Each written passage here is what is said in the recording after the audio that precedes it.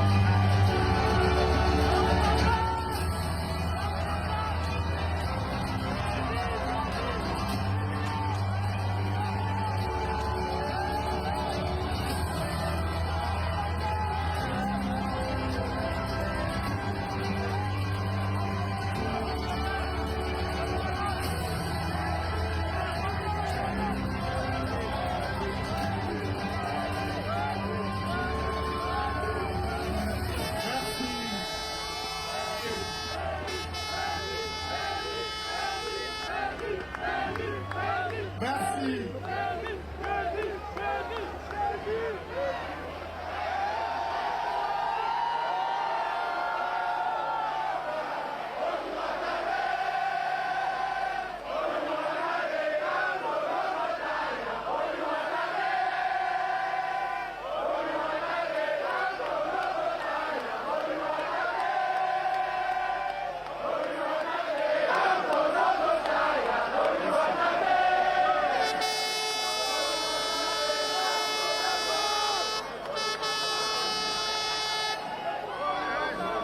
Merci. Alors, on va chanter, on va applaudir le président. C'est vrai. Mais à présent, nous avons nos fils, nos enfants, nos filles qui sont là pour remettre des symboles à notre président, au professeur Maurice Kamto, au candidat de l'Alliance politique pour le changement. Il y a ici de forts symboles. Nous allons demander de déployer le premier symbole qui va être remis au président Kamto. Ensuite, il y aura le second symbole. Puis Jacques Ben va tout simplement nous en déclarer la symbolique profonde. So we are now going to have a very important symbolic ceremony where our daughters, our children, will be giving Professor Maurice Kamto symbolic elements to carry him in his vision. So we are going to do that now because it's a very important ceremony. And we'll hear from Jean Pelé and somewhere on that. Alors, nous avons des enfants de la deuxième et troisième génération d'immigrés que le Cameroun n'a pas accueillis jusqu'alors et qui comptent sur le professeur Maurice Kamto pour que cette patrie dont ils n'occupent pas la terre, mais qui est dans leur cœur, reste la leur, où qu'ils soient. D'où le symbole de ce drapeau. Nous vous donnons la clé pour ouvrir les portes de la cité, de la diaspora. Nous comptons sur vous pour nous ouvrir les portes. que nous nous sentions chez nous, que nous soyons Belges, Américains, Français, nous sommes le Cameroun.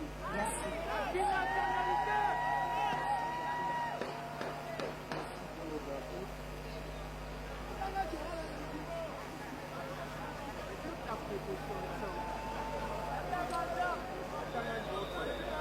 Une belle symbolique déclarée par Jean-Denis Sauvé, la clé pour ouvrir la porte du pays natal du Cameroun aux enfants, fils et filles de la diaspora, première, deuxième, troisième, quatrième génération.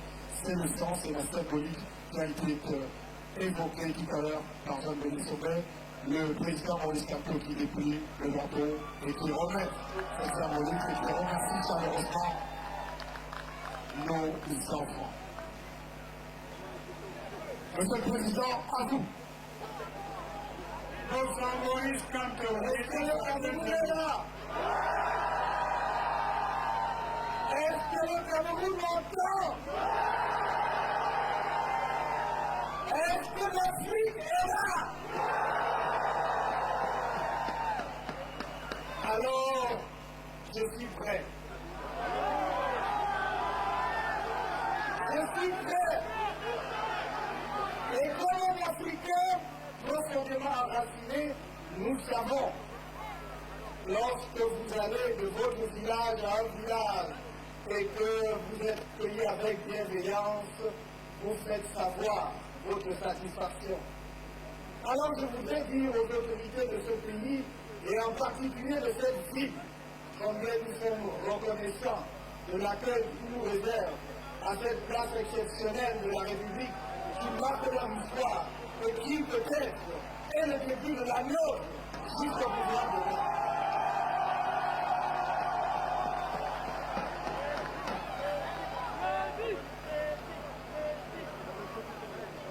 Avant toute chose, je voudrais vous dire que je ne présenterai pas cet après-midi ou ce soir mon programme politique pour 2025.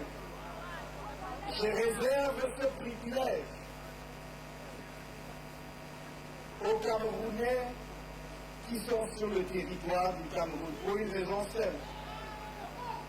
Bien que la diaspora soit chère à mon cœur, nous voulons gouverner le Cameroun, pas la France. Alors, là-haut, que je dévoilerai le programme en premier, mais vous l'aurez bien entendu. Vous l'aurez dans toutes les versions. Je vais vous dire seulement cet après-midi ou en cette fin de journée quelques idées qui me sont chères dans le rapport avec la diaspora et par rapport aux perspectives de notre pays.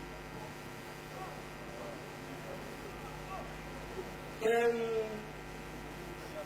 belle soirée pour faire passer un message. Mon message, je suis le messager ici, aujourd'hui à Paris, je suis le messager de l'unité foncière du Cameroun. De l'unité structurelle du Cameroun. De l'unité ontologique du Cameroun. L'unité structurelle, c'est-à-dire de l'articulation de toutes les communautés camerounaises. De l'unité ontologique, parce qu'en nous, en dépit de tout ce qu'on peut vous dire, ce sont des mensonges, coule le même sang, le même souffle, le même esprit. Qui ne serait pas heureux de, en place de la République à Paris, rempli par les Camerounais pour accueillir un Camerounais? Ceux qui sont jaloux, on vous dira, il va seulement à Paris, bavarder et machin. Qui nous laisse la possibilité d'organiser devant nos métiers au Cameroun? Et on fera 10 fois comme cela. Le message que je vous envoie, que personne ne vous divise. Vous pouvez avoir des désaccords. Vous avez même été verbalement violents les uns contre les autres. Mais n'oubliez jamais qu'une maison divisée est toujours une maison perdue. C'est difficile à admettre. Il y a eu beaucoup de violence. Mais nous devons être capables, justement, de grimper au sommet de la montagne. Et grimper au sommet de la montagne, c'est avoir la capacité de dépasser ses propres douleurs. Sinon, moi-même, je serais incapable de pardon. Pourtant, j'ai déjà pardonné à tout le monde.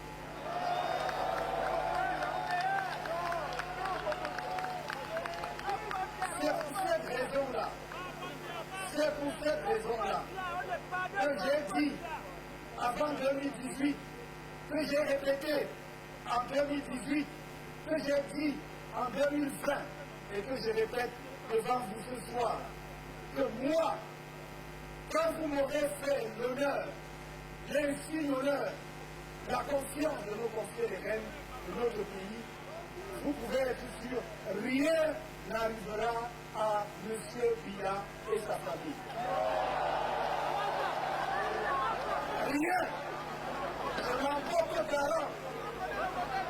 Je n'ai pas le temps pour la haine. Je n'ai pas le temps pour la haine. J'ai le temps pour partir le Cameroun avec vous. J'ai le temps d'effacer, de supprimer tous les obstacles qui vous empêchent d'aller et venir, d'apporter toutes vos connaissances, vos contributions au Cameroun. Ce sont ces obstacles, ces barrières que nous allons éliminer dans les 3 mois qui suivent notre arrivée au pouvoir. Plus personne d'entre vous ne sera stoppé à l'aéroport pour des motifs fallacieux.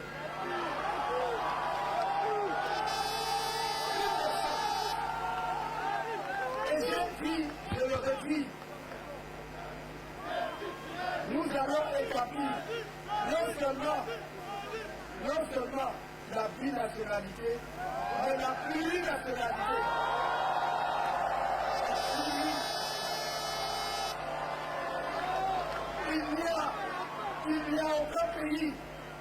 Il n'y a aucun pays dans le monde aujourd'hui qui peut avoir une diaspora de la qualité de la diaspora camerounaise et ne pas accélérer son développement. Et tous les pays qui, en une seule génération, ont changé complètement la donne, comme la Chine hier, le Vietnam aujourd'hui, même le Maroc non loin de chez nous, c'est ceux qui ont activé leur diaspora et qui les ont accueillis les bras ouverts, qui les ont mis au centre du processus du développement. C'est ce que je voudrais faire avec vous. Portez ce message partout. Que tous les Camerounais qui m'entendent aujourd'hui, je sais que si vous êtes là si nombreux, c'est parce que vous aimez votre pays. Personne d'entre vous n'aurait sacrifié son samedi, jour de repos, s'il était viscéralement attaché à ce pays, s'il ne l'aimait pas. C'est un signe qui doit nous parler. Et pour moi, c'est un signe qui me parle depuis très longtemps déjà, parce que je peux prétendre, sans valider autour, être le premier homme politique qui a posé le problème de la diaspora sur la scène camerounaise. Allez regarder, déjà en 2012, dans notre projet de société, mais bien avant. Et j'ai toujours dit, si la diaspora est dure vis-à-vis des dirigeants de notre pays, c'est qu'ils aimeraient tellement que les choses marchent mieux et que leur pays se développe plus vite. C'est parce qu'ils aiment leur pays, c'est pas parce qu'ils sont contre leur pays.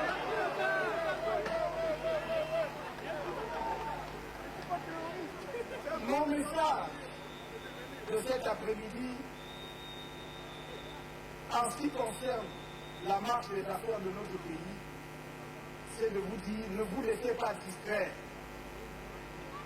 En 2020, à cette même place, il y a exactement 5 ans et 4 mois, je vous disais, je vois clairement là où nous allons. Je vois.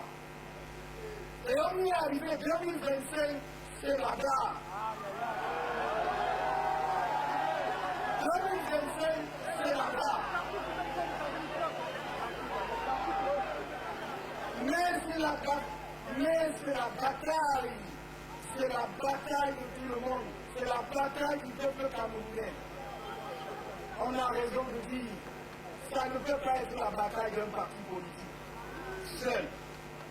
Ça ne peut pas être la bataille d'un individu. Il n'y a pas de Messie. Et quand bien même il le serait, il faut encore qu'il y ait des gens derrière lui. Non.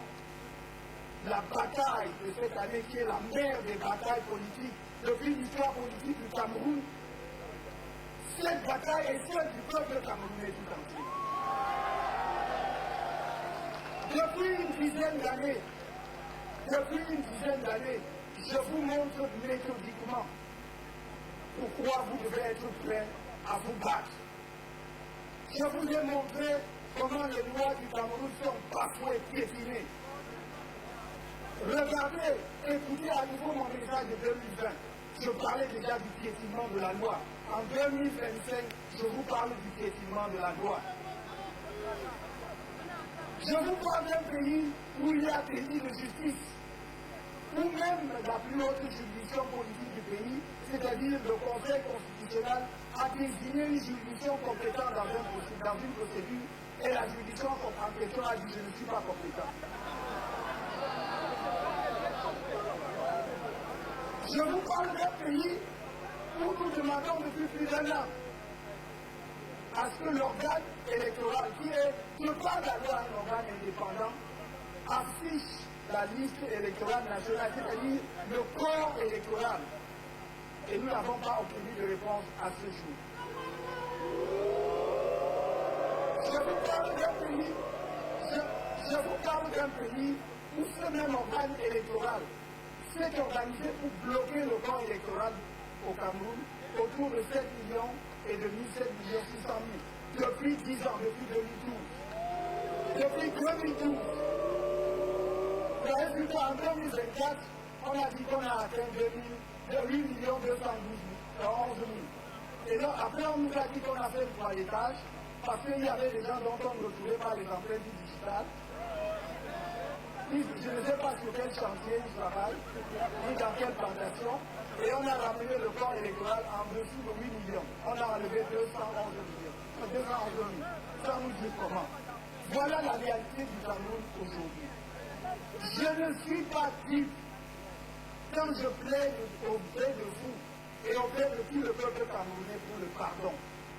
Non, c'est parce que je suis trop conscient des urgences. Nous sommes un pays qui est sous urgence. Ce pays a besoin d'être sauvé parce qu'il faut de l'eau potable, parce qu'il faut de l'électricité, parce qu'il faut que les gens puissent accéder aux soins de santé. Et j'arrête simplement là. Donc avec cela, nous avons besoin de nous retrouver, d'être ensemble pour porter vers la pente l'espérance des Camerounais. Je n'ai pas le temps pour la haine, je n'ai pas le temps pour le règlement des comptes. J'ai besoin de chacun de vous. Qu'est-ce que nous gagnerions à passer 2 ou 3 ans en un spectacle de jugement de je ne sais qui parce qu'il a fait quoi? Ça ne veut pas dire que ceux qui ont foulé au pied des lois de la République ou qui ont détourné et autres ne seront pas poursuivis selon les lois camerounaises. Écoutez-moi très bien. J'ai dit que je me refuse de donner celui qui a dirigé le Cameroun, bien ou mal à un moment donné, et qui a aujourd'hui un âge canonique soit donné en spectacle, parce que ce serait une honte pour nous-mêmes. Et je le dis parce que je souffre, j'ai mal de voir comment on l'expose. On l'expose, c'est une honte, c'est une façon de faire avoir honte. Ce n'est pas seulement pour sa famille, ce n'est pas seulement pour son parti politique, c'est pour nous tous le Cameroun. Quand on peut l'humilier à ce point, une personnalité, même nous en Afrique, même s'il n'avait pas dirigé le Cameroun, personne n'a le droit de donner en spectacle un homme de cet âge. C'est un patriarche dans nos traditions. C'est une honte. Mais c'est une honte pour nous tous. Et nous ne devons plus accepter cela. C'est pour cela que j'ai dit qu'il aura toute ma protection. Pour ce cas-là, vous pouvez être contre moi, j'affirme, mais il aura ma protection. Il aura ma protection. C'est mon engagement à part. Il aura ma protection.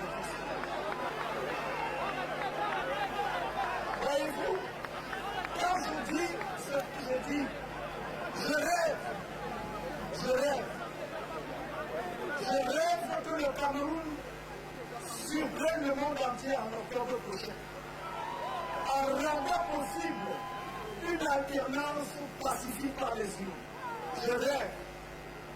Je rêve que c'est possible, parce que tout le monde voit la catastrophe au Cameroun, tout le monde prédit la guerre civile, tout le monde croit que le pays sera à feu. Nous pouvons étonner le monde en faisant une élection qui permette aux Camerounais de choisir effectivement celui qui a gagné et qui va diriger. Mais je ne suis pas dupe quand je dis cela, parce que je sais qu'il y a des radicaux au sein du système, il y a des extrémistes au sein du système, qui pensent que cela n'arrivera jamais de leur vivant. Mais à ce moment-là, à l'impossible, nul n'est tenu. Lorsque un peuple est contraint à la légitime défense, il va exercer sa légitime défense. Et c'est pour cela que j'ai toujours dit, j'aimerais tellement que chacun écoute Chulinga de mon idole Richard Bona. Notez, c'est S-H-U-N-I-N-G-A. Allez taper, écoutez. Vous pouvez choisir cette musique, qui est une musique d'élévation.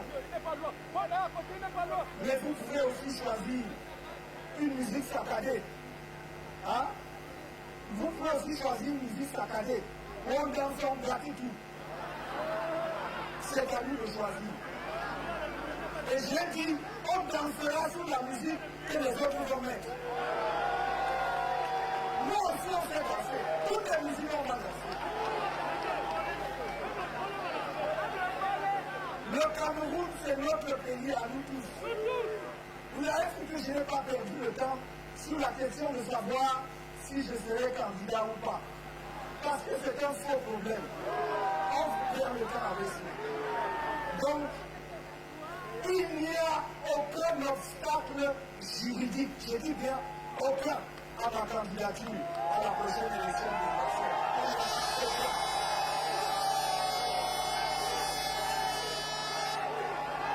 Et je vais vous dire, l'argument.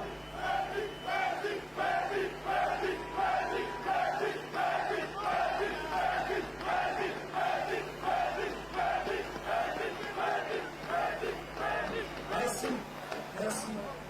L'argument fallacieux de ceux qui disent « Ah oui, mais il n'est pas allé aux élections de 2020, donc il ne peut pas aller à l'élection de 2025. » Je ne veux pas être discourtois, vous savez très bien que je suis assez poli. Mais je dirais simplement, et je conseillerais vivement à ces personnes, d'aller chercher un juriste. Non pas ceux qui squattent les plateaux de télévision et qui ne comprennent rien au droit, mais même à l'étranger, pour qu'ils leur expliquent. Il n'y a aucun obstacle à ma candidature. Je voulais dire ceci. J'ai l'impression parfois que nos amis qui passent leur temps dans les cabinets noirs à voir comment créer des difficultés aux gens avaient pensé que le fait pour nous de ne pas aller aux élections de 2020, les carottes étaient petites. Et après, ils se sont rendus compte que même malgré qu'il y avait des élections en 2025, législatives et municipales en février, ils ont dit, mais on va faire comment? Ils ont violé la Constitution pour envoyer les élections en 2026. Ils croyaient que c'est réglé.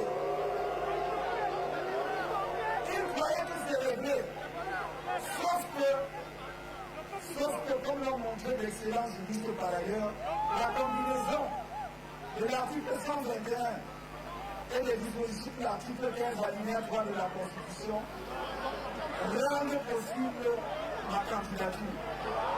Alors du coup,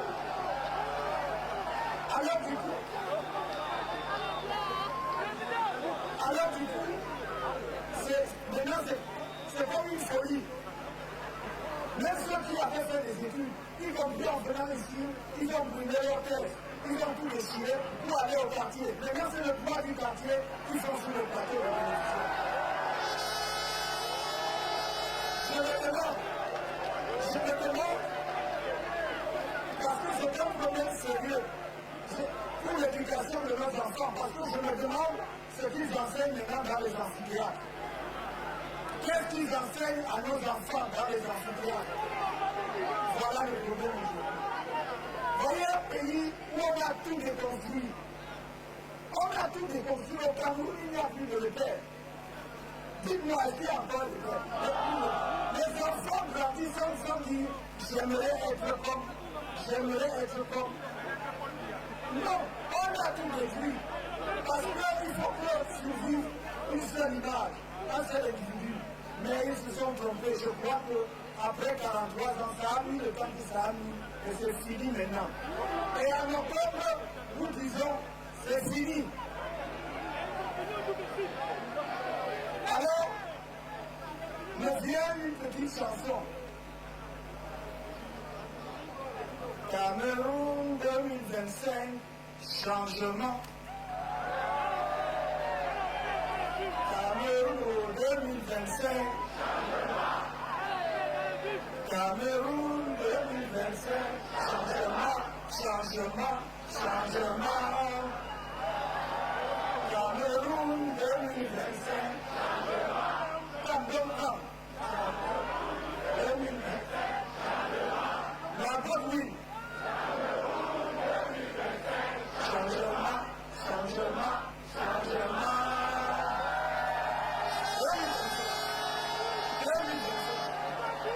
C'est bien où ils ont fait. Vous voyez, nous devons mettre un terme à ça. Je le dis, cet après-midi, cette fin de journée, où vous voyez même la pluie, vous voyez, et qui n'est pas là. Cette fin de journée est beaucoup trop belle. Pour que je ne vous renouvelle pas mon amour, je vous aime. Je vous aime. J'aime sans condition. J'aime irrémédiablement. J'aime sans condition. Mon patriotisme est sans condition. Mon amour pour chacun de vous est sans condition. Et continuez comme certains l'ont dit. Dites que vous ne m'aimez pas, moi je dis que je vous aime.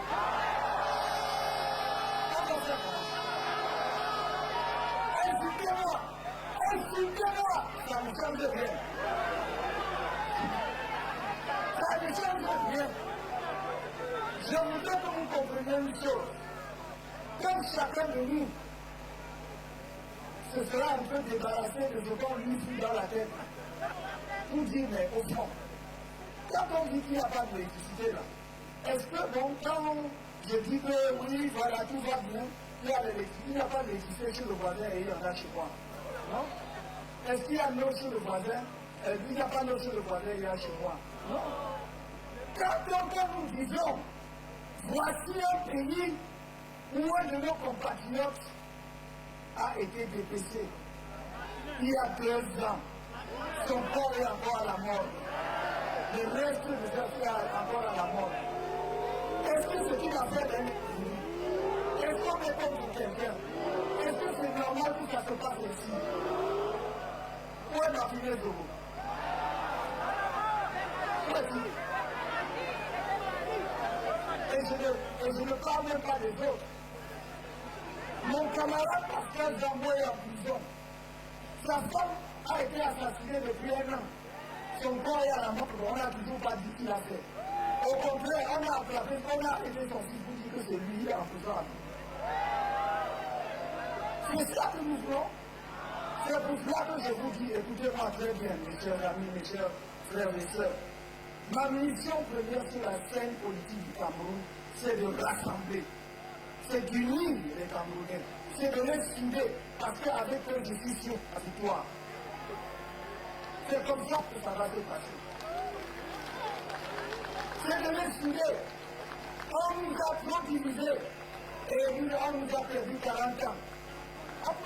Il y a 7 ans, on nous a volé la vie. Qu'est-ce qu'on en a fait? Montrez-moi ce qu'on a fait en 7 ans avec la victoire qu'on a arrêtée en 2020. Je dis donc, réfléchissons. Cette victoire de je suis et puis quoi? Chacun est de quelque part, non? Qui a choisi d'être de là-bas? Je vous dis toujours, Camerounais, jugez-moi pour ce que je suis, pour ce que je fais, pour ce que je dis. C'est ça. Les gens sont allés construire des montagnes de mensonges sur moi depuis qu'ils n'arrivent pas. Parce que quelqu'un a rappelé tout à l'heure un livre que j'ai écrit en 1993, 91-93. Je fustigeais déjà le tribalisme dedans. J'étais à peine dans la trentaine. Aujourd'hui, on fait un débat oiseux, un débat qui est très juridique sur le mandat impératif. J'ai écrit là-dessus en 1996-97. Et ça corrobore ce que je disais aujourd'hui. Donc moi je crois que le moment est venu. Le moment est venu pour nous de récupérer notre pays. Nous devons récupérer notre pays. Nous devons reprendre notre pays et le mettre sous l'orbite du développement. Vous en savez beaucoup. J'ai dit la diaspora. La diaspora ne doit pas être une sorte d'épouvantail qu'on agite. La diaspora doit être un des leviers majeurs du développement du Cameroun. Et partout où j'ai regardé, on ne dit pas que tout le monde va rentrer au Cameroun. Mais il y a des passerelles que l'on construit pour que même la diaspora qui reste ici continue à participer au développement du pays.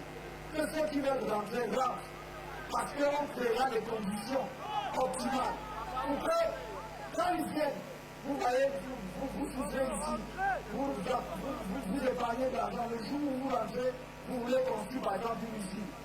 On vous montre quelqu'un qui vend le terrain. Vous l'achetez 2 jours après, vous voulez construire une usine. Ce sont les marchés qui sortent. Mais si on met en place les structures que nous voulons pour la diaspora, notamment une agence nationale, un fonds de la diaspora, avec un budget unique, c'est cette institution-là qui va faire la sécurité foncière. De façon à ce que lorsque vous achetez votre parcelle là-bas, vous êtes sûr.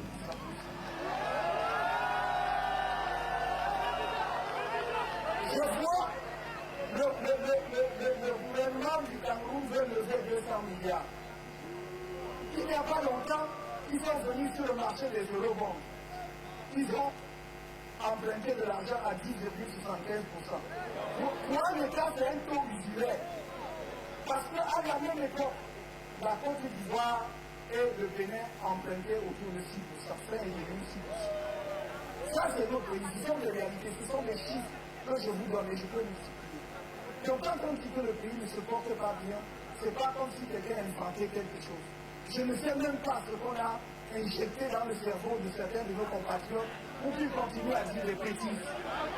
Et la plupart du temps, ce sont ceux qui souffrent le plus, qui n'ont rien. Et qui se demandent qu'est-ce qui se passe. Mais il est temps, je crois que mon peuple s'est réveillé, vous ne devez plus vous endormir. Cameroun 2025. Cameroun 2025. Cameroun 2025.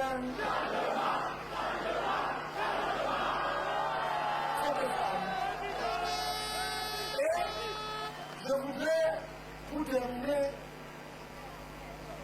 c'est la deuxième articulation de mon propos, vous dire ceci.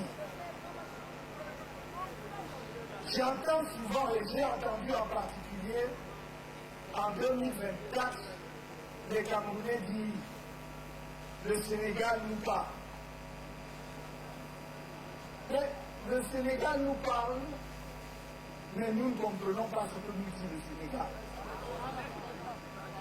Les gens ne voient que le résultat, c'est-à-dire le fait que 2 jeunes Sénégalais ont accédé au pouvoir par les urnes.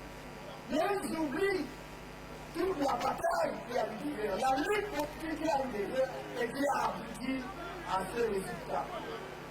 Vous voyez les Camerounais, comme on aime beaucoup le football, je suis sûr que très rapidement là, vous allez dire, laissez-vous même, on va regarder la Champions League. Et puis on dit, et il va s'installer devant sa télé, il va boire une bonne bière. Après, il va dire, mais qu'est-ce que ça doit même dire? C'est pas une affaire de canto. Qu'est-ce que nous faisons ensemble pour que ça change en 2025? Et je vous le dis ici, je le dis au peuple camerounais qui me regarde du pays, si nous ratons en 2025, c'est la faute du peuple camerounais. Est-ce que vous l'avez compris? Si nous ratons le changement après lequel pour le peuple camerounais depuis des décennies, ce sera la faute du peuple. Voilà, n'attendez personne. Parce que le Sénégal, pour obtenir le résultat que vous avez vu, les jeunes Sénégalais qui sont battus tout au long de l'année 2023 et 2024, il y a eu pratiquement 50 morts. Oui. Ne croyez pas que quelque part les gens se couchent et les changements et les transformations arrivent. Je ne vous ai jamais demandé autre chose que de dire exiger dans notre pays que les gens respectent la loi. Nous demandons que les gens respectent les lois de la République.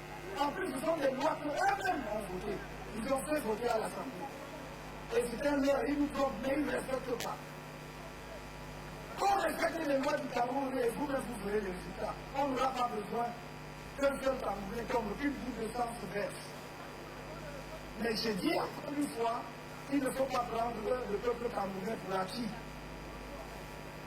Il faut savoir que ce peuple qui est aussi patient est capable aussi de dire non, ça suffit.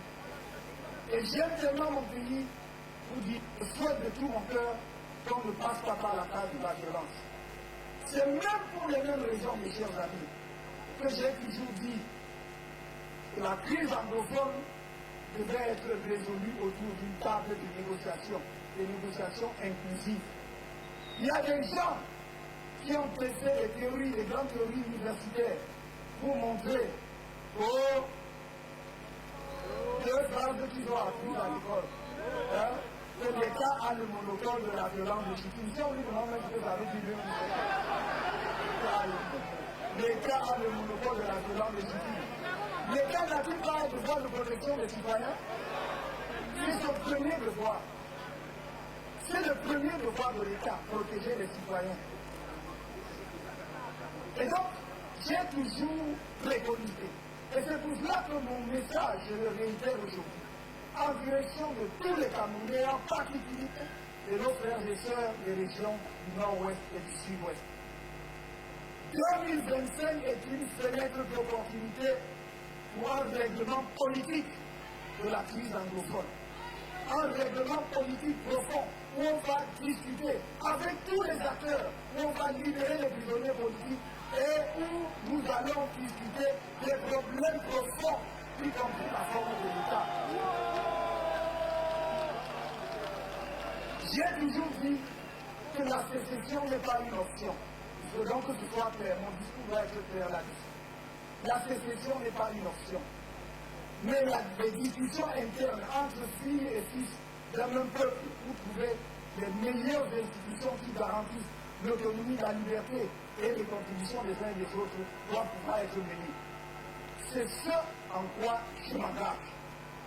Et j'ai toujours dit, je le répète, ma première sortie, si vous me portez à la présidence de la République, ma première sortie de la capitale, ce sera pour aller dans les régions du Nord-Ouest et du Sud-Ouest. La première sortie. Vous ne pouvez pas diviser un peuple et dire que vous l'aimez. Vous ne pouvez pas diviser un peuple et dire que vous voulez le développer. Vous allez l'amener où? Ça n'est pas possible. C'est le gouvernement lui-même, par un décret du Premier ministre, qui a dit que les régions du Nord-Ouest et du Sud-Ouest sont fiscalement sinistrées. C'est-à-dire que ces régions ne participent plus à l'économie du pays. Vous pouvez constater ça depuis 2019 et vous êtes tranquille, 6 ans après, il y a donc un problème. Je pense que nos frères et sœurs qui dirigent le Cameroun ont peut-être plus le courage Le stress, ça nous a dépassé vraiment du premier plan. Mais nous devons les aider. Nous devons les aider à partir. Aidons-les à partir, à sortir. Pour que notre pays continue. Donc, le Sénégal nous parle, tout comme l'Afrique est dans une nouvelle dynamique. L'Afrique est dans une nouvelle dynamique. Nous ne pouvons pas être sourds. Je suis souvent surpris quand parfois certaines personnes tombent sur les pays africains appelant la Constitution, en réalité ne demandent que des évidences. En Afrique aujourd'hui, on dit, les pays disent nous voulons notre souveraineté. Et c'est comme s'ils avaient commis un crime. Et je dis, moi j'enseigne aux étudiants depuis toujours qu'un des attributs majeurs de l'État sur le plan international, c'est sa souveraineté. Mais donc, aucun État demande sa souveraineté ou cherche sa souveraineté et tout ce qu'il y a de plus normal. C'est pour cela que je dis, arrêtons de nous faire peur. On a dit pendant longtemps que nous ne savions même pas les chemins de l'histoire. Maintenant que les Africains essayent de frayer leur chemin dans l'histoire, ça devient un problème. Je crois qu'il est important que nous comprenions une chose, et une fois pour toutes. Il y a le panafricanisme ne doit pas être un mot qui écorche la bouche. Mais ça ne doit pas être seulement un slogan. Ça ne doit pas être quelque chose de formulaire. Ça doit être quelque chose de pensé. Et c'est pour ça, pour ma part, j'ai toujours dit, si nous, Africains, ne conçoivent pas le panafricanisme comme un projet stratégique, ils échoueront. Est-ce que vous me comprenez? Si ce n'est pas pensé comme un projet stratégique, ils échoueront. Un projet stratégique, c'est pas sur, tout n'est pas sur les réseaux sociaux ou les plateaux. Si on n'a pas pensé ça comme ça, on échouera. Et c'est pour cela que et il y a une très grande révolution du panafricanisme depuis les Patemors, les Garbet et avant d'arriver même au Nkrumah. Et même à l'époque contemporaine, ces années-ci, il y a de brillantes révolutions du panafricanisme. Donc nous respectons la perspicacité de la pensée. Mais c'est un projet stratégique qui doit être pensé comme tel.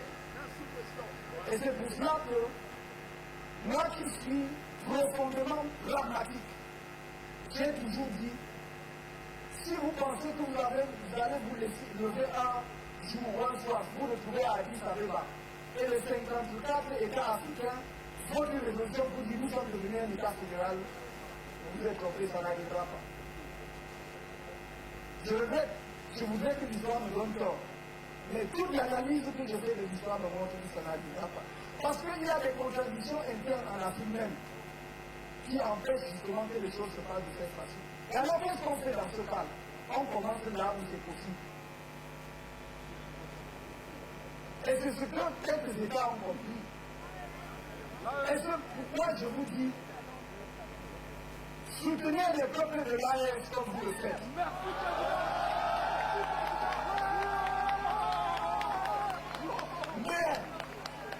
Mais soutenez aussi le peuple sénégalais. Soutenez aussi le peuple sénégalais. Vous avez tort de ne pas comprendre que la jeune équipe qui est au Sénégal joue dans une marge de manœuvre beaucoup plus étroite. Et si au lieu de les encourager, de les accompagner de diverses manières, vous voulez seulement asséner le fait qu'ils ont échoué et qu'ils n'ont pas fait comme les autres, alors vous les accompagnez plus sûrement vers l'échec.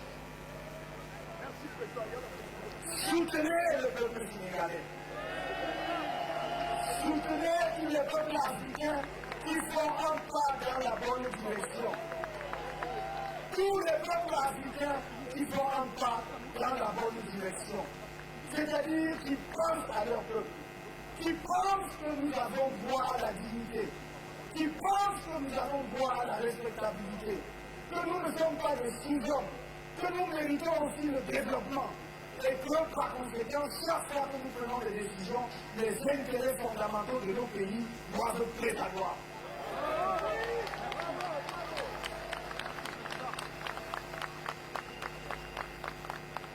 Quand j'ai dit cela, je crois que nous ne devons pas abuser du temps qui nous a été imparti. Permettez que je vous dise que à la diaspora, j'ai 3 messages pour terminer. Le premier message, c'est que nous sommes dans la bataille ultime. La patrie vous appelle. La patrie vous appelle. Assurez-vous que chacun, ici ou au pays, s'est inscrit sur les listes électorales et a retiré sa carte. La deuxième chose, moi je ne compte que sur le peuple camerounais pour le financement de ma campagne. Je ne compte que sur vous. Les autres ont le financement de l'État. Les autres ont le budget de l'État. Les autres ont les grandes entreprises publiques et privées, etc., etc. Moi, je compte sur le peuple camerounais. Alors mobilisez-vous. Ce n'est pas tout le temps. Ce n'est même pas tous les 7 ans. L'élection présidentielle de 2025, ce n'est pas une élection comme celle qui se passe tous les 7 ans. C'est une élection qui joue les enjeux de l'avenir du Cameroun pour le demi-siècle qui vient. Et si vous avez compris, vous pouvez faire un effort exceptionnel. À circonstances exceptionnelles, effort exceptionnel.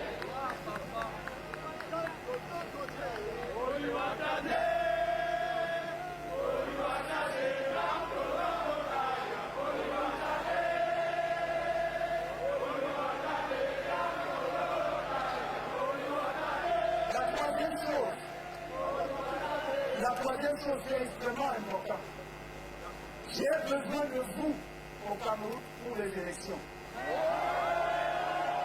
Tous ceux d'entre vous qui peuvent venir, venez. Tous ceux d'entre vous qui peuvent venir, venez. Qu'on contrôle mieux les élections. Qu'on contrôle mieux les élections. Tous ceux qui peuvent venir, venez. C'est un message extrêmement important que je vous donne. Vous avez encore 4 mois de grâce préparée. Venez. Je suis sûr que vous ne viendrez pas tous. Mais si quelques centaines viennent, ça nous aidera beaucoup. Venez pour qu'on organise les élections. Venez pour qu'on défende les résultats. Venez pour qu'on prépare le moment glorieux où les Camerounais, avec la clé qu'on vient de vous me donner, vont ouvrir les portes d'étudier et que tout le peuple camerounais va y entrer. Merci. Merci, monsieur et amis. Merci. Merci.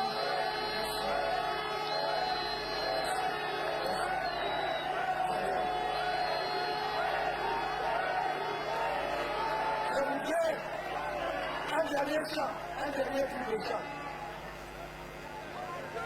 Je ne peux pas. Vous savez, quand on est fan de quelqu'un, c'est quelque chose, c'est totalement irrationnel. Il y a tant de personnes que j'aimerais remercier ici.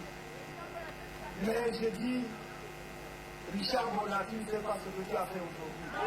Merci. Merci d'être là. Merci d'être là. Et l'histoire de Sénégal.